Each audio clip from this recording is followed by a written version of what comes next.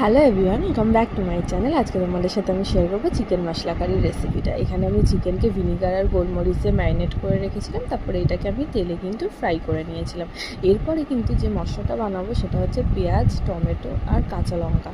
এরপরে আমি তেলের মধ্যে গোটা গরম মশলা, তেজপাতা, শুকনো লঙ্কা দিয়ে একে একে পেঁয়াজ ভালো করে দিয়ে ফ্রাই করে নিয়েছিলাম। তারপরে কিছুটা কাজু, কিছুটা কিশমিশ দিয়ে দিয়েছিলাম। তারপরে দিয়েছিলাম টমেটো, আর টমেটোকে সেদ্ধ করার জন্য আমি দিয়েছিলাম নুন।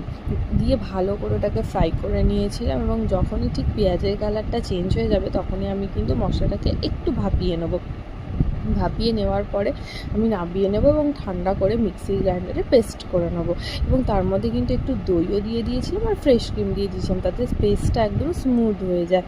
এরপরে কিন্তু সত্যি কথা বলতে এই মশলাটা রেডি হয়ে গেলে চিকেন মশলা কারি বানাতে আর তোমাদের বেশি সময় লাগবে না, আর একদম তাড়াতাড়ি হয়ে যাবে।